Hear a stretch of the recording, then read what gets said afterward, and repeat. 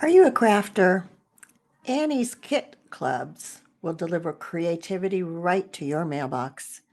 Get a new shipment every month with supplies and instructions to make something beautiful.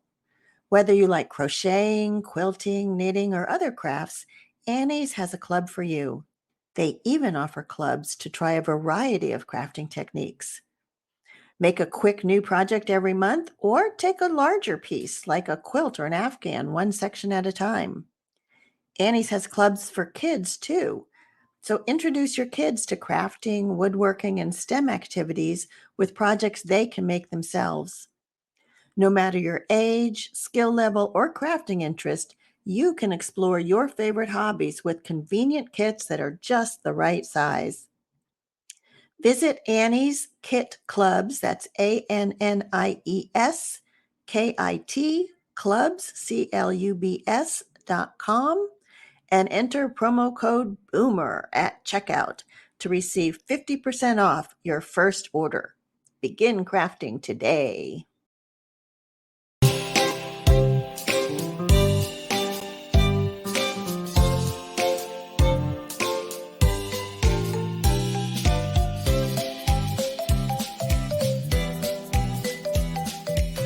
Hello, and welcome to the Hey Boomer Show, the show for those of us who believe that we are never too old to set another goal or dream a new dream. My name is Wendy Green, and I am your host for Hey Boomer. This weekend, I was out in my garden quite a bit. I have a raised bed garden, and in there I have about 6 sugar snap peas that are really looking healthy. I have 2 pepper plants, all of which are looking good, and a couple of tomato plants, a lettuce that's really struggling. It's not looking real happy. My fig tree is waking up, new leaves bursting up to the sun. It's wonderful. I planted wildflowers last week, fertilized everything. I just love this time of year. But fortunately, we also had some rain this weekend, and I was able to snuggle up on my couch and finish reading the second book in the Pignon Scorbion series, Murder in Haxford. And our guest today, Rick Bleiweiss, has written 2 of these Pignon Scorbion books. They deal with barbershop detectives. They're really fun books. He's also written a short story in an anthology called Hotel California, another mystery. So they are fun. They have definitely kept my interest. And I wasn't able to figure out the whodunit. Darn it. And I really tried. So I'm going to bring Rick on in a few minutes. Before I bring him on, I want to talk about our sponsor, Road Scholar. You know that they are the not-for-profit leader in educational travel for people over 55 and for grandparent-grandchild trips. But when I was on their website the other day, I noticed a tab that said View Special Offers. So I clicked on it. And there you see a choice for singles at no extra cost. Now, you know how many travel companies will charge extra unless you have 2 people in the room. The trips that were listed at singles for no extra cost included trips to places like Scotland, Costa Rica, Peru, hiking and canoeing in Michigan and Wisconsin, or whitewater rafting in Oregon's Grand Canyon.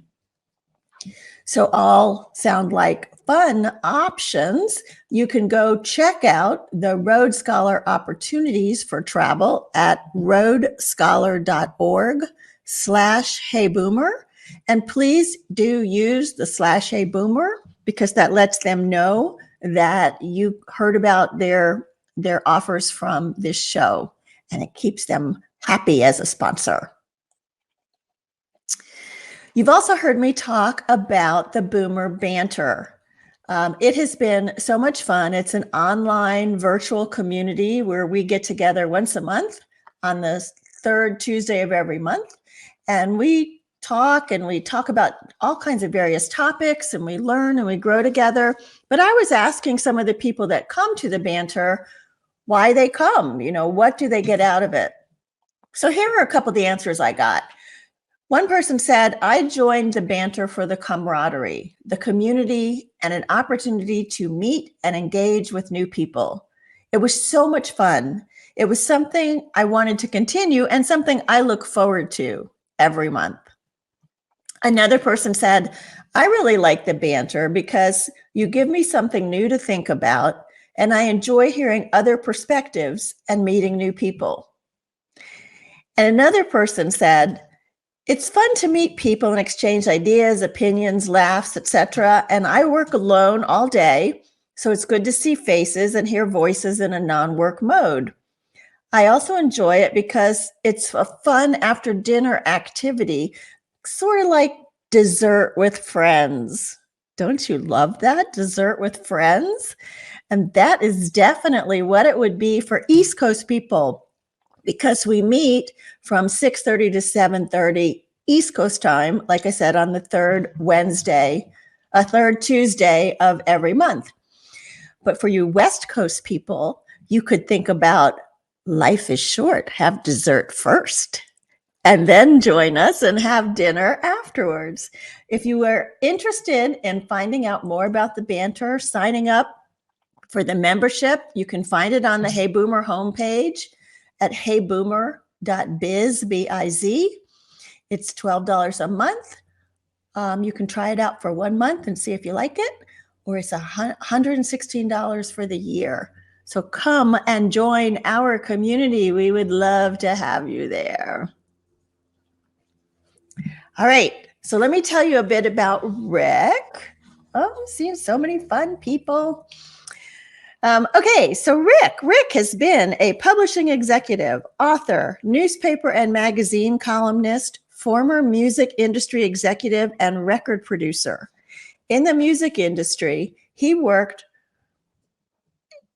with many superstars and film soundtracks and produced over 50 records, including one that was Grammy-nominated. Since 2006, Rick has been head of business development for Blackstone Publishing and Audio, acquiring works by numerous best-selling authors and celebrities. At 78 years old, he was 77. At 77, his first novel, Pignon Scorbion and the Barbershop Detectives, was published to great acclaim and was Amazon's #1 best-selling cozy mystery and #1 historical mystery.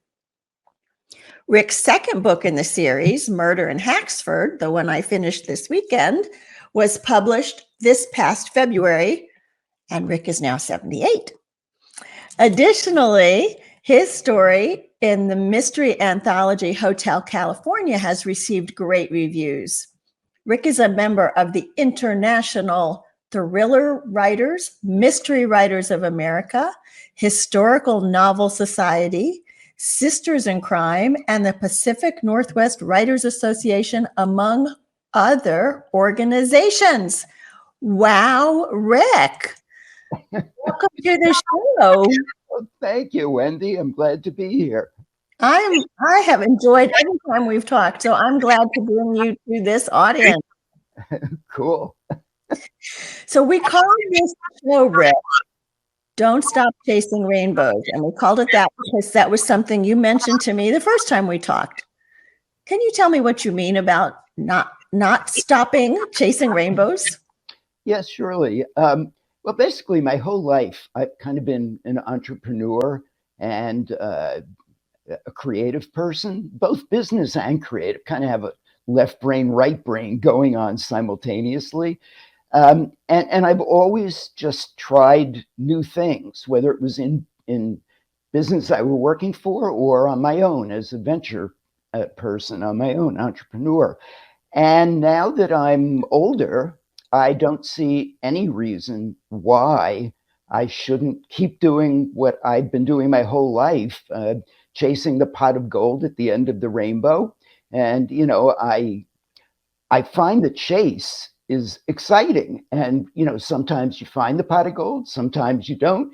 But, if you have the energy and the enthusiasm and the interest, I don't think I'll ever stop. And I don't think anyone else should.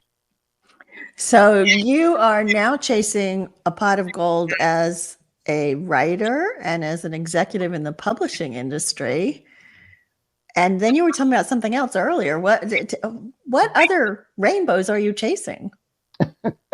Well, I'm in toward the end of writing a film script of a original idea I've had, and the best way I could describe it is it would sort of be like if Home Alone met the Best Exotic Marigold Hotel. I'll leave that up to everybody's imagination as to what that will result in, and hopefully you might see it on the silver screen one day. I want to see it. I do want to see it because it sounds like so much fun. Have you ever written a movie script before? No, not really. I bought a film script writing, online program, and I did research and I read. That's how I do a lot of things I do, and I just started writing the film script. And I've got a couple of friends who have written film scripts, and they said as soon as I'm done with it, they'd like to read it, and they'll make sure it's in the right format, and hopefully they'll enjoy it too. Oh, yeah, it sounds great. But let's talk about some of the mystery books that you've written. So I'm always curious how people come up with ideas for stories. And while you're telling me that, how did you come up with his name, Pignon Scorbion? Okay, I'll start with how I came up with his name. Okay. And the real answer is research. Because I did a ton of research to get the minutia right in these books. And part of that was names. I made sure I knew what names were popular in the era, etc. But as far as Scorbion goes, I kind of wanted to come up with a name that was similar in its uniqueness, if you will, to Sherlock Holmes and Hercule Poirot. Those are not your run-of-the-mill everyday names. So I wanted a character who had a distinctive name. And I knew, and I'll get to how I write, and it's part of how I knew his ancestry would be Egyptian father and Haitian mother. That was just part of what came to me. And so I started researching Arabic and Egyptian last names, family names, and I came across many of them. And when I came across Scorbion, which stood for adventurous and entrepreneurial, which applied to his father. In the first book, there's a backstory of how his dad and mom met. I just realized it fit the character, and it was a familiar sounding word because it was like scorpion, Right. but it's just a little offshoot of it. So I liked that. And then as I'm researching Haiti, I find that there is an actual mountain and valley in Haiti called Pignon that was named after the French explorer who was the first European to go to that region. And that's where I postulated in the book Scorbion's mother came from. So I just thought it'd be cool to ceremoniously name him after the Pignon region. And then when I strung them together, I liked the way Pignon Scorbion worked as a name. Yeah, and I'm glad that you put the actual correct pronunciation in the book because I would never have gotten it right otherwise. There are a few people who have called him Pignon. I agree. Pignon, right? That's how it looks, Pignon. But I like Pignon. That sounds much more sophisticated. And as to how I write, there are plotters and there are pantsers. There may be others as well. Plotters plot out everything they're going to write beforehand. They may have sticky notes on the wall or bullet points or outlines. And I don't write like that at all. I am a pantser. I fly by the seat of my pants. And I just see the stories play out in my mind like movies. And my job is to sit at my computer keyboard and capture for someone who's going to read it or see it what I'm seeing play out in my mind. And I often have parts of a story. Like I didn't have Scorbion's name, but I had his background in my mind. Huh.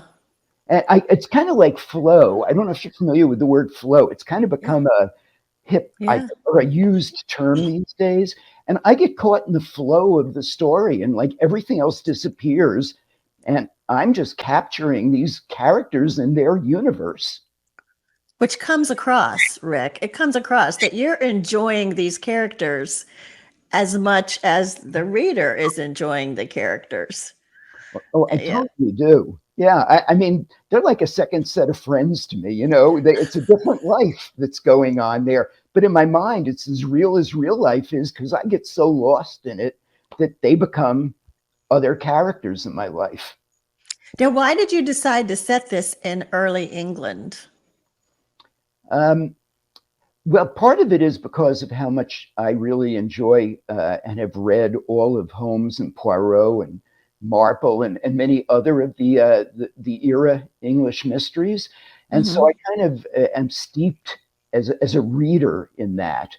Um, but beyond that, I specifically put it in the era it is because it's it bridges when uh, Poirot started coming to prominence and when Holmes had died.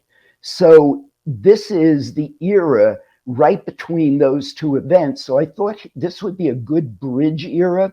Plus, Ah, it wasn't World War One was not involved yet. I didn't really want to deal with that in the writing, and also I found that the year 1910 England was an interesting year of a number of events happening, including George V becoming king. Edward VII had been his father. The first round trip flight over the English Channel was taken that year, and it was taken by a man named Charles Rolls, whose partner, Henry Royce, you can see where that led to, Rolls Royce.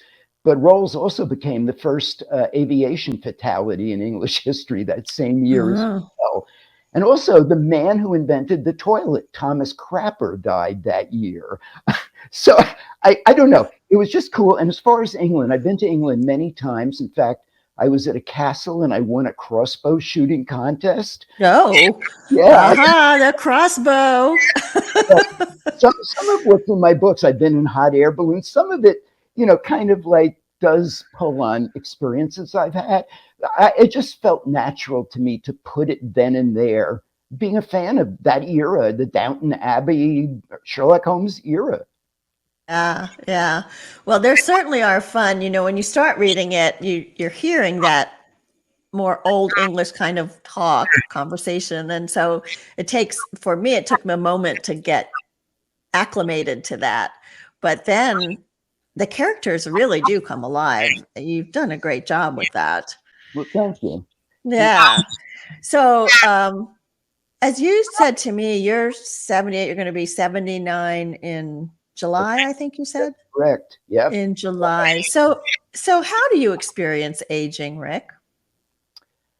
How do I experience it? Well, I think about it. I mean, I'd be lying if I didn't say it doesn't cross my mind, but I don't fear it. You know, I happen to believe in the spiritual and quantum planes, and so I think there's a further adventure awaiting me after this life is done. I don't know what it'll be, but I'm looking forward to it as another adventure. Um, I also kind of look at aging as interesting because I work because I want to, not because I have to. And also because I think of my age and experience, um, people accept advice from me, Mm. and some people look to me for advice. And I enjoy that. I enjoy mentoring people, helping people. I've done that my whole life. And I guess as I get older, I've got more wisdom built up to impart. At the Blackstone Publishing Company, you are working with, I think, much younger people. Is that right?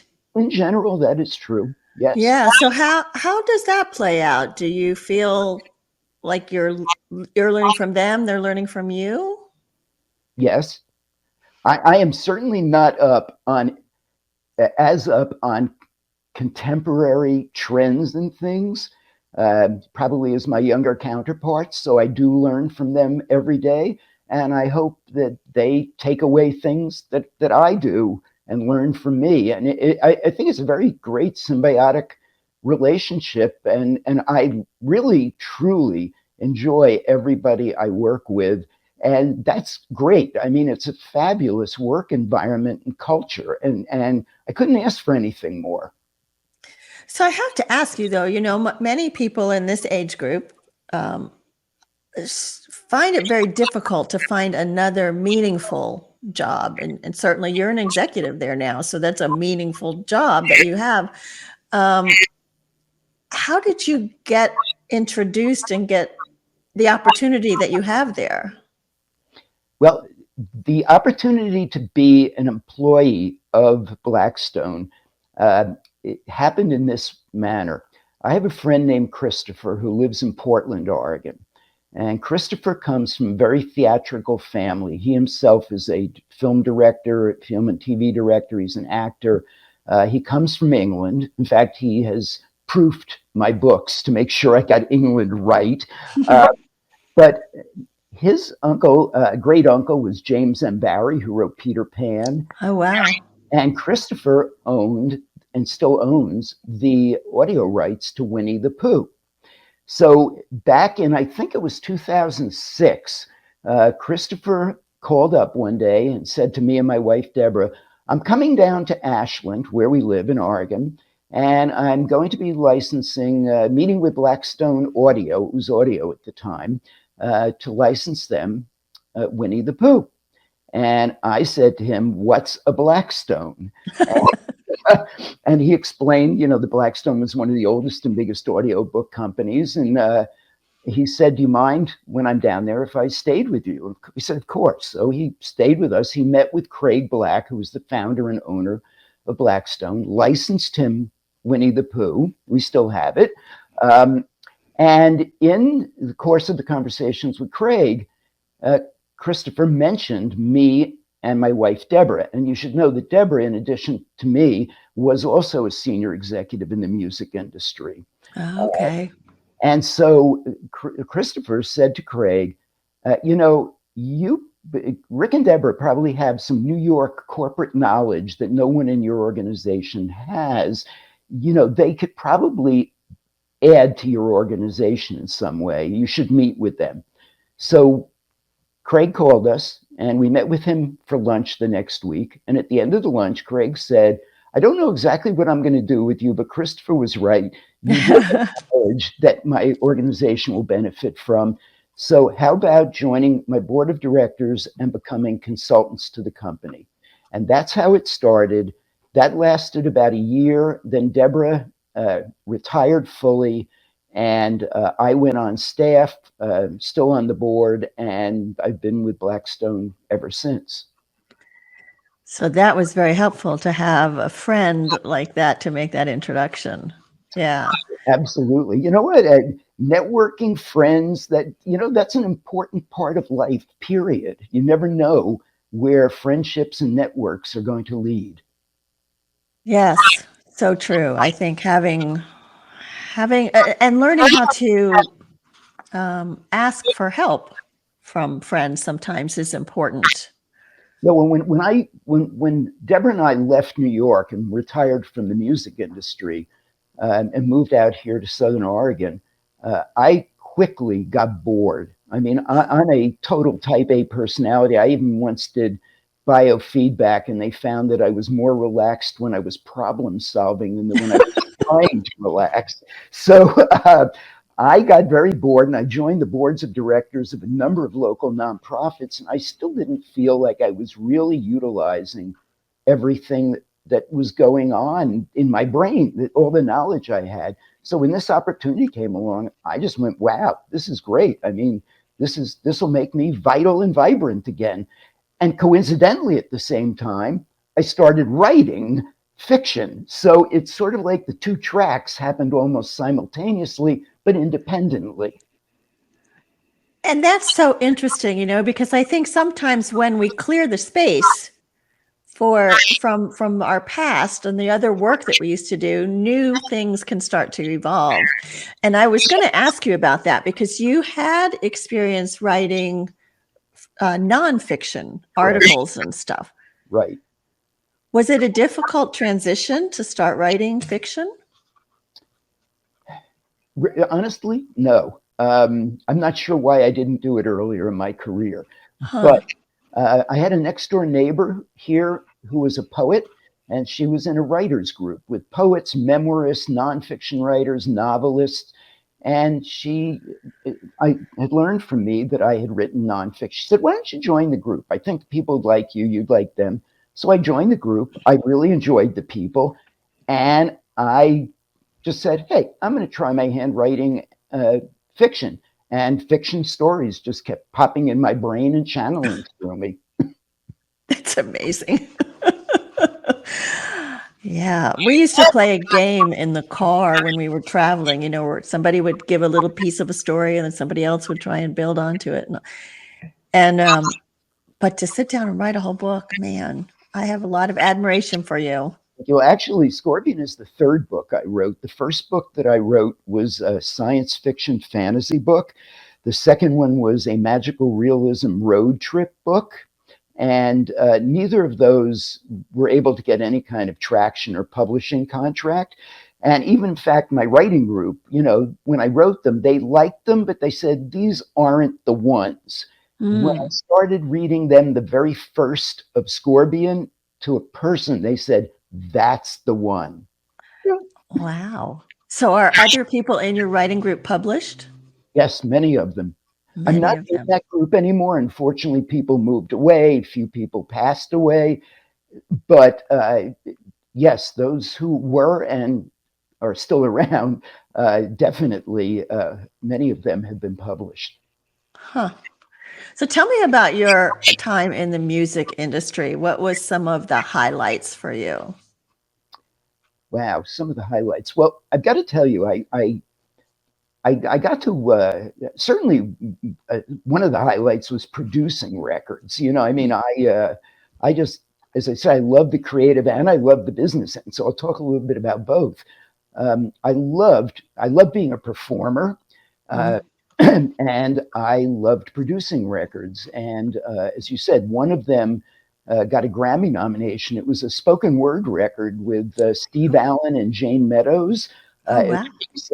In the early days of home computers, when there was like Texas Instruments and Commodore, Right. and nobody really knew what was going on, I put together, it was my idea, and I put together an album called Everything You Wanted to Know About Home Computers, but didn't know who to ask. And I had a computer expert write it, and we did a whole booklet and the whole thing, and it got nominated for Best Spoken Word, and we lost out to Shari Lewis and her puppet Lamb Chop. Oh, I remember her. Stuff happens. And I had another group that I put together called Moon Lion, and they were in the disco era, and they were named by a music historian one of the top instrumental disco groups of all time. And the NFL used one of their songs for 3 years in their holiday broadcasts. And the other thing, I just going through some papers recently, I just discovered, and I had forgotten, was that another disco record I made with them was a disco version of Sweet Georgia Brown, and the Harlem Globetrotters ended up using it as the version intro outro for their TV show Popcorn Machine, and then for all the live performances. So stuff like that I just absolutely loved. I loved performing. My group opened for Three Dog Night the day the men landed on the moon. Oh, wow. Three Dog Night refused to go on until the moon landing was over so they could see it. So we ended up playing like 3 sets in a row. Well, that was I love that. As far as business goes, I mean, I worked with them. I'm not bragging here; it's just a fact. I worked with tons and tons of superstar music acts. You know, Whitney Houston, U2, Britney Spears, Backstreet Boys, NSYNC. I don't know. I'm just David Bowie. I'm forgetting many of them. Sure, yeah.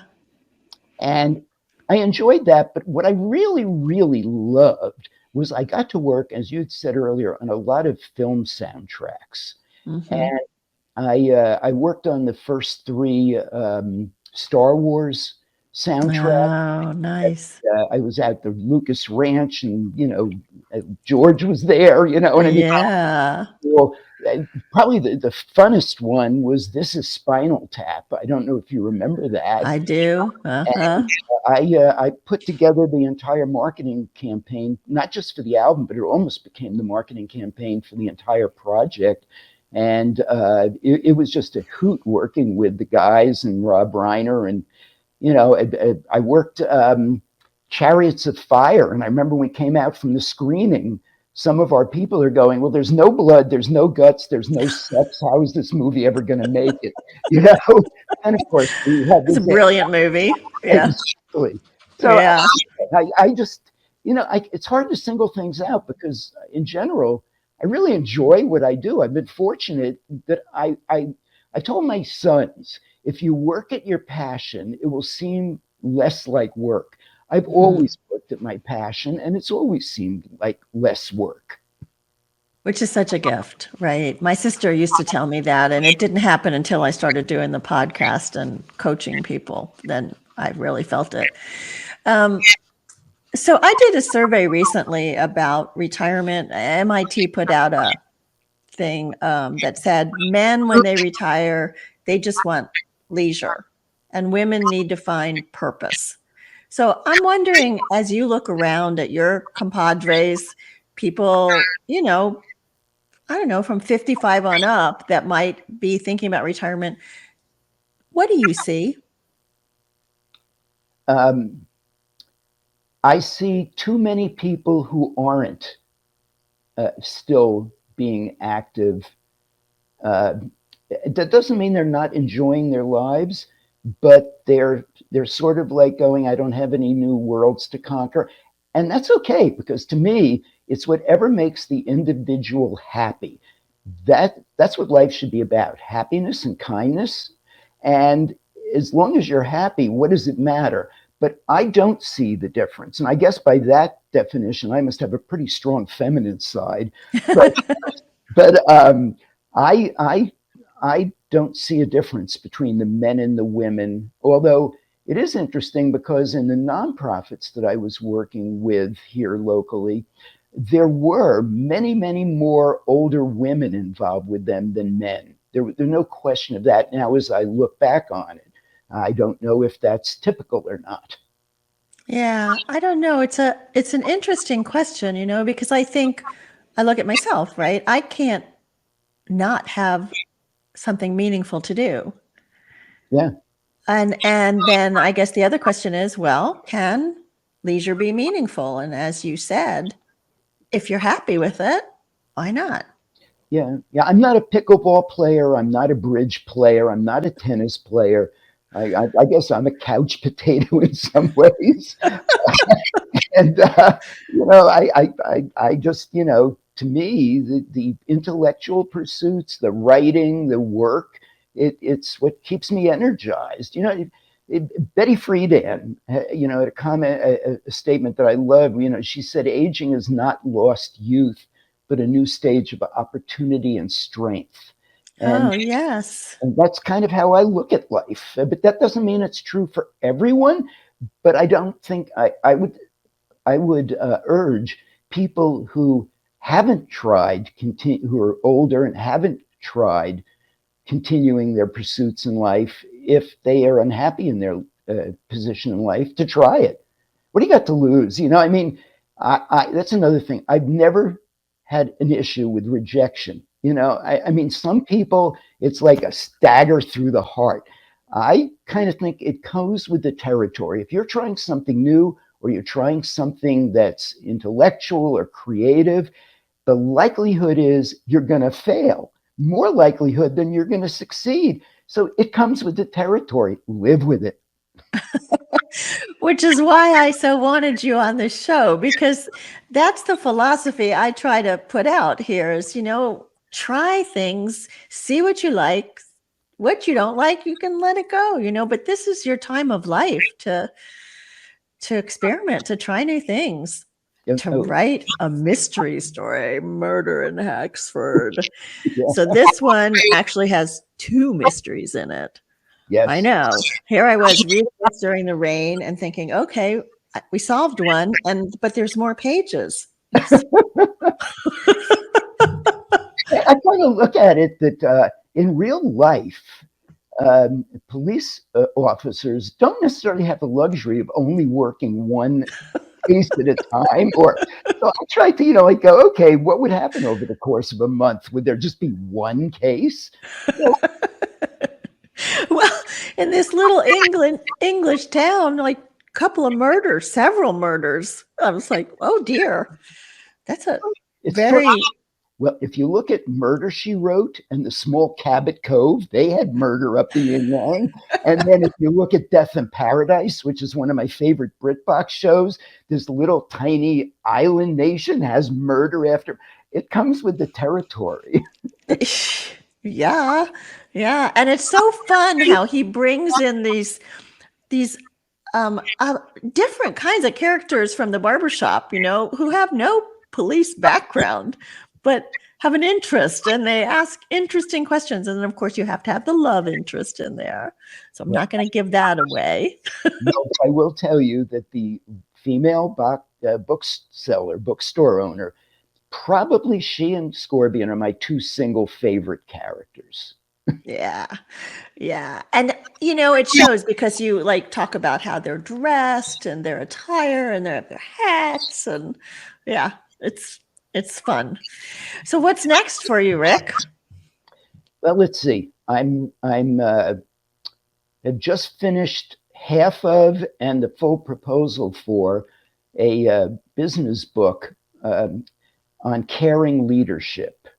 Oh, nice. So I've kind of reached back into my past and my experiences and my own style of management and what I saw around me, and kind of postulate that you don't have to be, I'll use the word, you don't have to be an asshole to get good, solid business results. And in fact, in today's day and age, when the younger generations are caring so much more about the culture they're working in and the jobs that they're doing, I think it's important to have caring leadership to maximize businesses and staff these days. So that book, my agent will be going out with that shortly. I'm writing my memoir, and I'm writing that film script. And I have no idea what else, but I'll be writing something else. Oh, by the way, you're also on the board and building this business, this publishing company. Wow. Do you sleep, Rick? I sleep pretty well. The days I don't do a lot is when I don't sleep that well. Yeah. Yeah. So you don't wake up at night with, I know where this mystery is going. That doesn't happen to you? It happens, but it usually happens when I wake up in the morning. I don't prematurely wake up with an idea. I can't say it never happened, but it's not usual. No. Huh. And Okay. I do have a pad and pen next to on my nightstand just for that reason. Interesting. Well, if you could, from your vantage point now and looking back at the people that we've talked about, the 55 and up, if you could give a couple of takeaways that you think would benefit, maybe it's in the business realm, maybe it's in the personal realm, what would you offer as a couple of takeaways? Well, the first takeaway would be have fun. Seriously. The second one is don't stop living just because you're aging. If you've got a dream and you've got the energy to go for it, go for it. Take shots. I think Wayne Gretzky said, you miss 100% of the shots you don't take, so. That's right. Exactly. And another thing I would say is think of your life positively. Do you watch the show Grace and Frankie? I love that show. Okay. There's a character on the show, Mary Elizabeth. She's one of Right. their friends, right? Now, in the very last episode of the show, Mary Elizabeth said something, which was obviously written by the writers of the show, but it came out of her mouth, that Right. I agreed with so much, I wrote it down so I wouldn't forget it.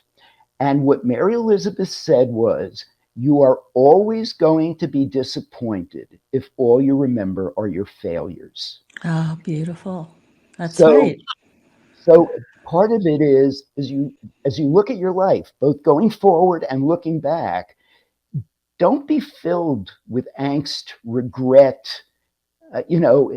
Look at the happy times in your life. I try to remember my successes, not my failures. Yeah. Yeah. I love that. Yeah. And Wendy, Thank you. I'm going to, if you don't mind for a second, I, Okay. I would like to just quickly talk about a book that I acquired at Blackstone that Okay. fits what we're doing. And Um, that we're going to hopefully have on in a future show. and this is the book. It's called The Wisdom of Maury by Maury Schwartz, Living and Aging Creatively and Joyfully. And Maury is the Maury of Tuesdays with Maury. And he wrote this book before he passed away. And his son and wife worked with the manuscript, got it into shape, and we've just published it recently to great acclaim, and it's doing unbelievably well. But anybody that loved Tuesdays with Maury, this is the natural extension. This is Maury himself, in his own words, talking about how to age gracefully. And it is a brilliant, brilliant book. And I don't say that about a lot of books. Yeah, and you so graciously put me in touch with them. So I'm hoping to get them scheduled probably this summer because we're booked out. But But I yeah, certainly I'm hope. excited. I'm excited about that. Thank you, Rick. Oh my. That's going to be awesome. Yeah. So let me let people know how they can reach out to you. Rick has a website, Rick Bleiweiss. Blei is spelled Blei, Weiss, WEISS.com. And so you can see the books there. You can learn more about Rick. You can also email him at createdbyrick@gmail.com. And you can find any of these books on Amazon. Like I said, let's see, the first one is Pignon Scorbion and the Barbershop Detectives. Okay, this is where you meet all those lovely characters we were talking about. And the second one is The Murder in Haxford. Are we going to have more Pignon Scorbion books, do you think? Yeah, I should have mentioned that as well. I've already written probably about 40% of a third Scorbion book, and the main mystery, or there will be multiple mysteries, is about a young female magician who Ooh. has a illusion that is so mystifying that even Harry Houdini, who I write into the book, can't figure it out. But wherever she performs, mayhem and robbery and mystery follow her, and she comes You to Haxford. Yes, and you introduced her at the end of the Haxford book. Yes. And then the compendium of short stories is called Hotel California, of which Rick's short story Mystery is in there. Another surprise twist at the end of that one. Yeah, Yeah. that's the first of a series of murder, music, and mystery books or anthologies. The next one is Thriller, which comes out this year, and then next year is Back in Black, and Oh, then fun. Bat Out of Hell will be the one after that. And I've got a story in each of them. Oh, gosh. Okay. Well, I can't wait. I can't wait. Thank you. Oh, you. Well, let me tell the audience about our guest for next week. It's a bit of a turn. This whole past month, we've had authors. So now we're taking a shift. So my guest next week is Linda Rivero. And Linda is a coach, a counselor, and the creator of 55 and Bolder. After losing her husband of 53 years, Linda sunk into a deep despair. And as she says, she slogged her way back through the bleak landscape of grief and confusion to the brilliant world of regeneration and discovery. And this is what we're going to talk about next week, moving on after loss. And as you know, I always like to leave you with the belief that we can all live with curiosity, live with courage, and live with relevance. And we are never too old to set another goal or dream a new dream. Rick, what a pleasure to have you on. Thank you so much. Oh, my pleasure. My pleasure. Okay. Thank you for having me. My name is Wendy Green, and this has been Hey Boomer. Hey Boomers, 40% of Americans have a hard time swallowing pills. So when it's time to take your vitamins, large capsules and pills are out of the question. I certainly don't like those. So we know gummy vitamins exist, but they're full of sugar. They get stuck in your teeth, and they only contain a fraction of the nutrients that you need. Luckily, Easy Melts has discovered the ultimate vitamin sweet spot. Vitamins that melt in your mouth, taste like a treat, and are packed with nutrients ready for absorption, all without an ounce of sugar. For a limited time, Easy Melts is giving Hey Boomer listeners a free 3-month supply of vitamin D3 with your first purchase. To claim your free D3, visit try.easymelts.com/heyboomer. Say goodbye to the old way of taking your vitamins and hello to the easy way.